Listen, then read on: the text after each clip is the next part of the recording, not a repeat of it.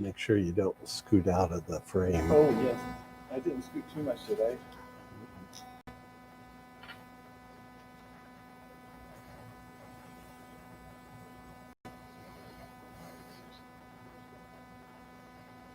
Well, good afternoon and welcome to the Timbercrest Chat.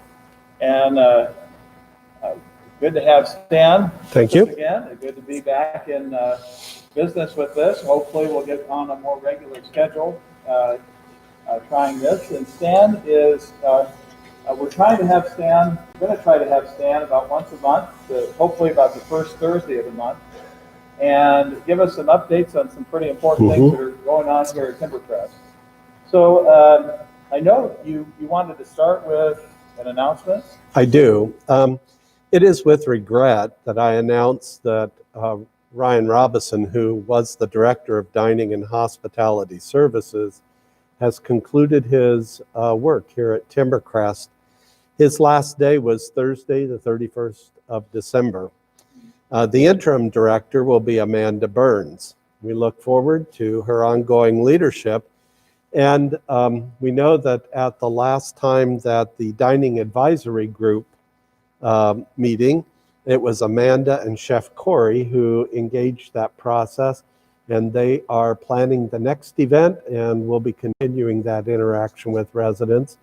So I hope you'll all join me in supporting Amanda in this time of leadership. Excellent. Well, yeah, she's a good person. I've enjoyed getting to know her. Yeah, you're on.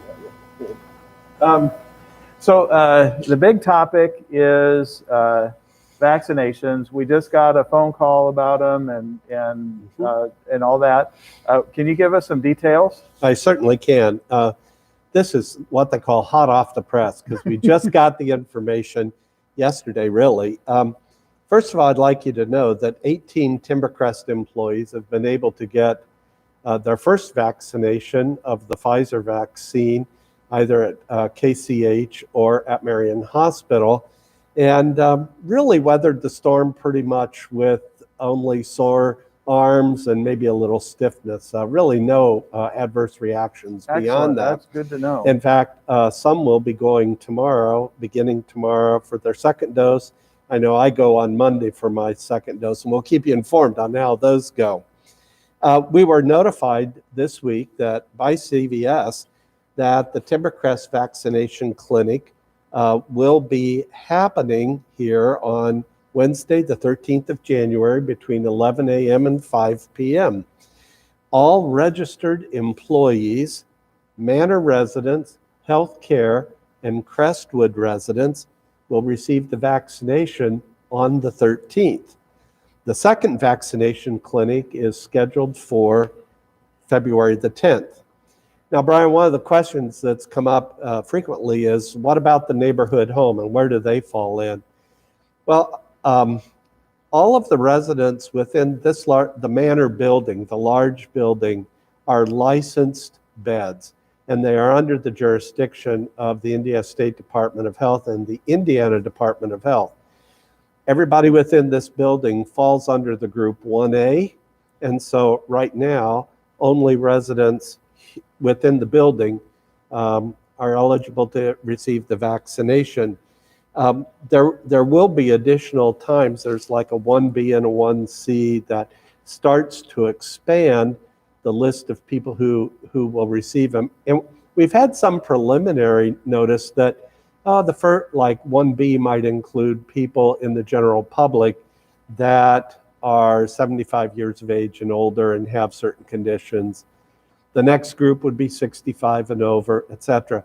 We don't have that exact timeline yet, but as soon as we do, we'll be sure to get that information out to the neighborhood homes folks. Sure. We will also let them know where they can go to get the vaccination, because the CVS participation here is only for employees and the licensed beds. So we'll keep you all informed as we go on. I know this is an emotional time and everybody's anxious, and it's really difficult. We're ready for this to be over, and we want to get the vaccine as soon as we can. I want you to know that Timbercrest staff, I mean, you, Brian, and I, are going to work as hard as we can to keep you informed. But we're at the mercy of the state's allocation of a serum and the timeline that they set before us. And right now, we know for sure the January 13th and the February 10th date, those are rock solid, and we know who is supposed to get vaccine then. More to come. Excellent. I just a quick follow-up question. When you say registered residents, does that mean if you live in the manor, you're automatically registered, or is there somebody you should talk to? No. If you live in the manor, I believe it was at last week, they asked you to sign up and to fill out the consent form. And all the residents did do that. But if you're still wanting the vaccine and you have not completed the authorization form and sat with the staff to get the insurance form, you really need to do that today. We have testing going on today. Let them know that you need to sign up. We need to know today. Right. Okay, good. That's excellent. Enough about COVID and enough about staff changes. You have some really good news. Oh man, this is good news. Early last year, we announced that Timbercrest was a recipient of a $1,227,500 payroll protection program loan from the Small Business Administration. The program was established to assist organizations like ours to assure that we could keep all of our employees during the pandemic. So we applied for the money, we received the loan, and we've been using it up. Well, in December, we submitted all of our accounting that reconciled how we used the money within the loan program. And we got word that our loan has been completely forgiven. It's Wonderful. over. Excellent. And so what that means is it becomes a contribution to Timbercrest and directly offsets expenses of the budget in the areas where we've allocated it, which was payroll, rent, utilities, anything like that. But they were very specific. So that's some of the best news that we've had. That's really good. Christy Harris and Byron Brunn both did an outstanding job in applying for the loan, in keeping track of our monies as they were spent, so we were compliant with reporting, and finally to get the approval of the SBA. Additionally, and this, the good news continues, in September we received a $104,000 check from Health and Human Services to help offset the expenses of COVID testing and infection control. These monies certainly help begin offsetting a portion of the expenses of testing, and we are tracking it carefully so that it too will be fully recognized and there'll be no needing to pay any money back. And we're on track with having more than expended $104,000. So we're really grateful for both of these programs to help with the ongoing expenses of Timbercrest. We were in the last 2 weeks notified that there is an additional PPP program being launched, and that we may again be eligible to apply for funds in 2021. Again, Byron and I are watching that closely, as our auditing firm and also the bank. And if we're able to apply, we will again apply for funds to help us with payroll during the pandemic.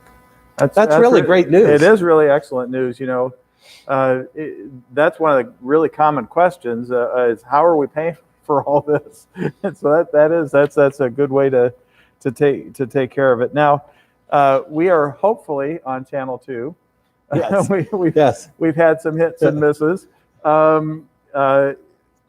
But you do have some news about Channel 2 and some frustrations with that, or relieving frustrations. Yeah, bet. Well, everybody knows that it hasn't gone well. And, it certainly has not lived up to what our expectations were And what that says is our expectations were different than what the upgrade that we got could handle. The software that we have that generates the program for Channel 2 is really outstanding, and it's robust. It just can't do what we want to do with live broadcasting and streaming and fit within the parameters of their program. We've been working at this diligently and researching, and we have a solution.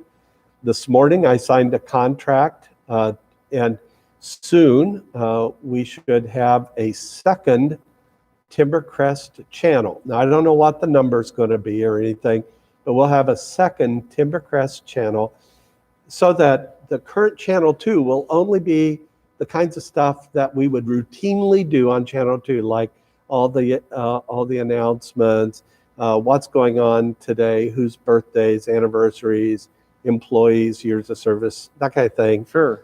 Plus some additional programming that we can schedule there. But the second channel will be able to do live streaming from within Timbercrest. We'll have a camera that we can use here, the assembly room. We can even come into your office, Brian, and do an interview in your office. If you can find me in my office. Okay. Well, I'll hunt you down so we can do that. I think that would be a treat. So it allows us a lot of robust activity, and it provides us with an opportunity of rebroadcasting off of YouTube, which we currently do not have. So the contract's been signed, it's been sent in, and I'm hoping within the next couple of weeks we'll have a solution that works for all of us. I know it's been a pain, it's frustrating. We haven't given you what you want in connectivity with activities, with worship services, etc. And I am so sorry, but your staff has been working hard to get this resolved. Yeah, that's really good news. I really appreciate that. And I think I'm really excited that we'll be able to even do some things maybe from the assembly room. Yeah. We always bring a good group of people from healthcare in Crestwood. And there's even people in the manor who but they can't make it, they can't make it in. So that being able to do that from the assembly, like if we have a choir in or some sort of ensemble, that's right. That'll be really nice for them to be able to see it. And well, a lot of what we've done with Channel 2 was because of COVID. Right. And it was because of the isolation and people can't gather. I mean, we really can't even have an all-resident council meeting, which I sorely miss. I cannot wait until we can all come together. Well, what this would allow us to do is, we actually could have an all-resident meeting. It'd be rather one-sided, which is unfortunate, but at least we could name it as a council.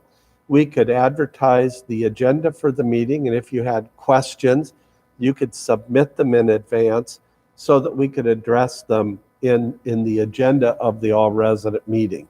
So we really need those kinds of things. I need that. Sure. And staff does, because those interactions help us form the service that we provide to the residents of this property. And we are sorely missing that interaction. I agree. That's good. That's you wanted to mention something about the Christmas gift. Indeed. I've just been amazed with the generosity of our residents here at Timbercrest. This year, they rose to a different level of generosity for the service that employees provide. In the end, there was $29,800 collected, so it was close to $30,000. You announced. That's a lot of money. $29,800, and we think that's the largest amount received, at least in many of our histories here combined. Right, it is. And so what this enabled us to do was we were able to give each full-time employee a $200 bonus and each part-time employee a $100 bonus. And that included all of the dining and hospitality staff, as well as all the other employees at Timbercrest. I know I speak on behalf of the employees when I say thank you, thank you, thank you, thank you, Absolutely. thank you, thank you Absolutely. for your support and your generosity. It was a shock, I think, to everybody, and so greatly appreciated. It's our privilege and honor to serve the residents here. Nice. That is really excellent. I thank you. Thank you. I should say thank up there. Yeah. Not thank you. Thank you. That's right. So, Brian, do you have any questions? Has anything surfaced that you want to just ask me about? Yeah, I had two questions. Okay. This is a new year, and we're hopefully it won't be like last year. But let's take COVID off the table. Do you foresee any big projects here at Timbercrest in 2021? Big projects. Well, The technology is a big project. Technology is a big project, and we have some things underway that ought to be completed this year. For example, we are working on the locks in healthcare, Crestwood, and all the nursing area, and that will require badges, and will help us keep it secure. Sure. We will also be able to have automatic temperature checks at the main entrances of the facility. So instead of coming in and us needing to have a person to actually check your temperature, you'll be able to answer the questions that we need to ask and get your temperature taken automatically. And that's been in process. And I kind of joked yesterday to Byron, if this soon doesn't get done, the pandemic's going to be over and we'll just be starting. And I guess what I would say, Brian, is that that's really evidence of how this pandemic has affected everything that we do. Mm-hmm. It's not because we have fallen short. We've tried to keep these projects going, but we've had employees out. Mm-hmm. Our vendors have had people who have been in the hospital or sick at home, and all of it slows everything down. And it's kind of the norm in business right now, and it's really frustrating. So that's one that we're working on. We've talked a lot about artificial intelligence for fall prevention. Mm-hmm. That is still occurring. We're in process. COVID-19 has slowed us down, but we've almost got the internet connectivity ready. We've had dialogues. So Party A and Party B and Timbercrest have been talking together, and now we just need to get that. We hope to get that done yet this year, and that will be in healthcare and in Crestwood in no more than 15 beds.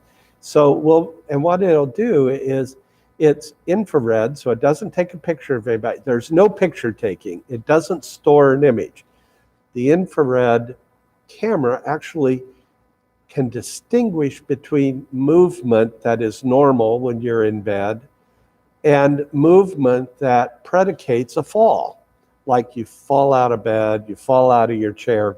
Sure, and it will alert staff with an alarm, not an audible alarm, except with our nursing staff. They'll have it just like they do now for with the calls and stuff. Sure.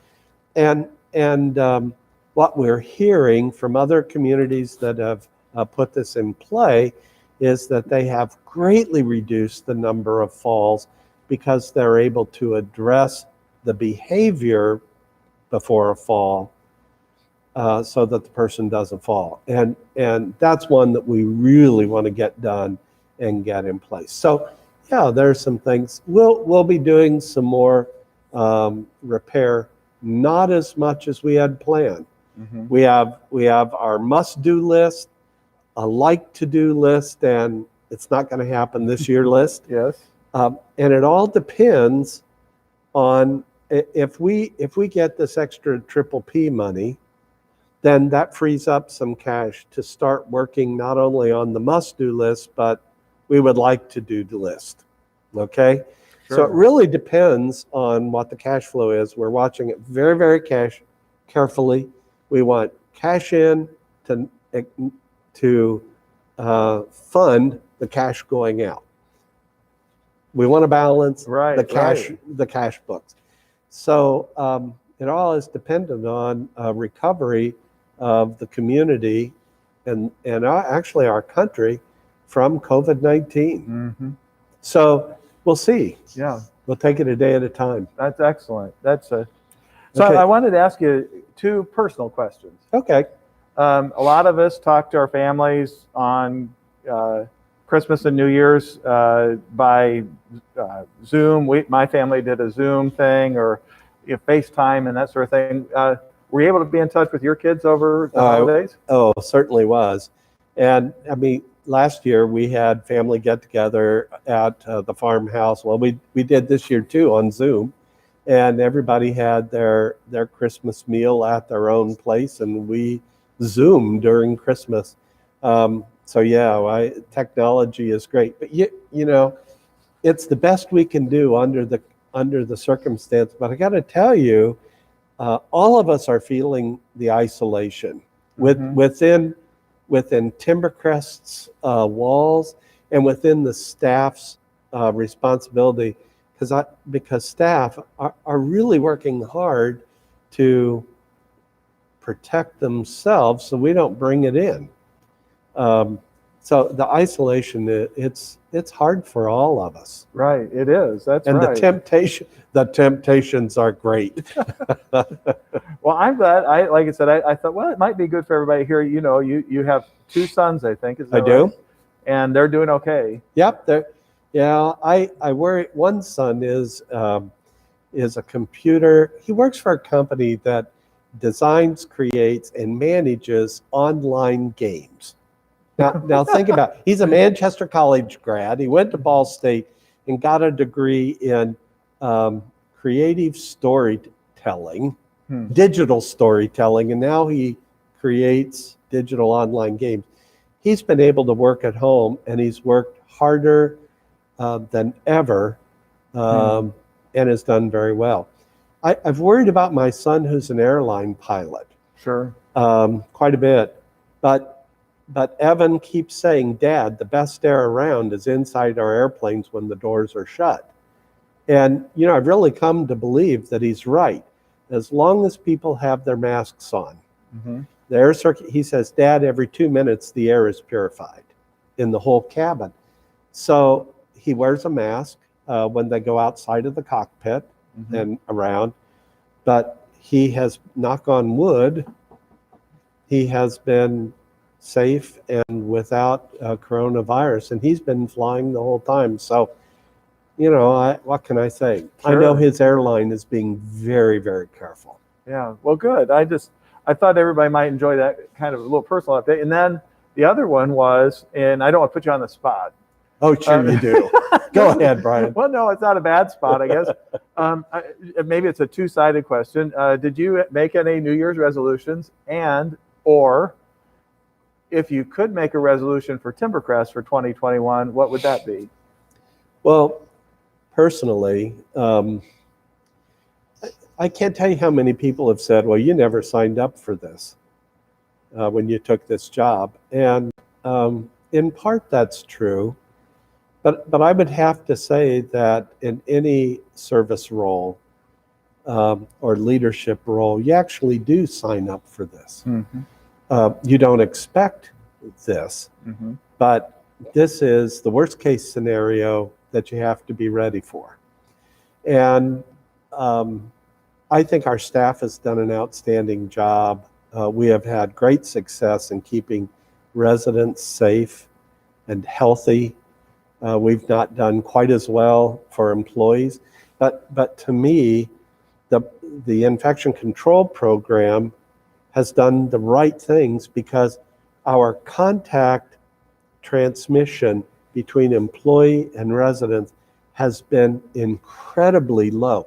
In fact, this week we had a state auditor here from the Indiana State Department of Health, and she complimented Timbercrest's record of low resident infection and deaths. She goes, you guys are really doing something well. And so I that was really encouraging, because that tells me, I mean, we get frustrated, and I know the numbers sound terrible when you hear them over the phone, but comparatively, we have done an outstanding job, and I'm so proud of our staff. I'm proud of our residents, and we all just have to endeavor to persevere. That having said, my New Year's resolution really is about being happy. Um, I can't bemoan this time, and I am really happy to be part of this community. And I need to live like it, and I want to be about, I don't want to complain about COVID. I don't want to complain about the nitpicky stuff that goes on. I am thankful, oh my, one, to be employed, because so many people are not. Number two, I am so thankful to be a part of a community that I can work in and be a productive part of people's lives. A lot of our citizens can't do that right now. Right. So we're very fortunate, and for that I ought to be grateful. And it dawned on me, I have a lot to be happy about. And it's me choosing whether I want to be happy or not. I'm choosing to be happy. I'm choosing to be thankful. I'm choosing to look forward to beyond today, the now but not yet. I think the vaccine gives us hope. Right. I think the future looks brighter regardless of what has happened around us. I have every confidence the Timbercrest community will emerge strong, together, and as one group of people. So that's it kind of speaks to both your question. If I would have one for Timbercrest, it's that by the end of 2021, I would hope that we are back in full communion with each other, that our dining services are back up and running, so you can go to the dining room and order your meals again instead of room delivery. I would hope and pray. I don't know if it's possible, but I hope and pray that we'll all be able to be with our families and celebrate each other being together again. Those are my hopes for all of us in the coming year. Sure. Excellent. Very good. Well, I've enjoyed our time as always, and thank you, and thanks for tuning in, and we'll see you next time, hopefully on Tuesday at 2:30, and the plan is every Tuesday and Thursday at 2:30 we'll have a Timbercrest chat. So until then, thank you, Stan. You're welcome. Thanks for joining us, and we'll see you later. Bye, everybody.